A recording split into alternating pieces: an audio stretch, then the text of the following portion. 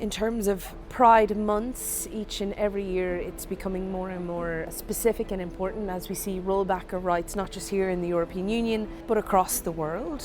I think it's crucial that everybody is free to feel, to love, to express herself, himself, the way they feel is right and the way they feel they want to.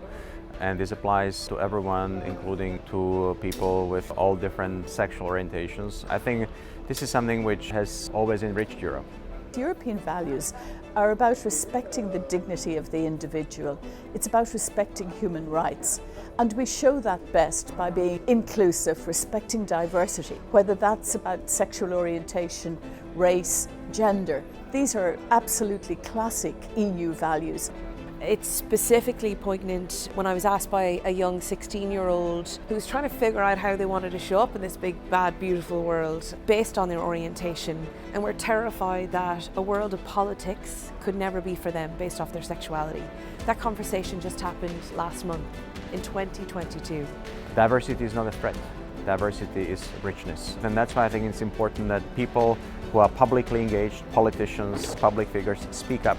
From what we know and what research tells us, about 70 countries internationally ban any form of LGBTQI living and loving. We need to take a very strong stance where we see persecution of LGBTQI plus individuals. It's not acceptable in this day and age, but sadly we see it in parts of Europe and parts of the member states and indeed outside of Europe. We can ensure that the LGBTI strategy, that first of its kind, that the Commission, in support of the Parliament here, actually sticks to its merits and it goes through Council, and that people have a basis to live, love and grow here in the European Union on. I was very honoured to be the Minister for Justice who brought the legislation through the Parliament for marriage equality in Ireland, and we were the first country to do so by referendum of all the people. And it was a very happy, joyous day in Ireland, and certainly members of the LGBTQI plus community were, I think, very encouraged and felt very supported by that decision. My own country is an example in Ireland, but years later we still don't have same rights for families, rainbow families. So therefore we do the work and then we think we're done, but we're never done.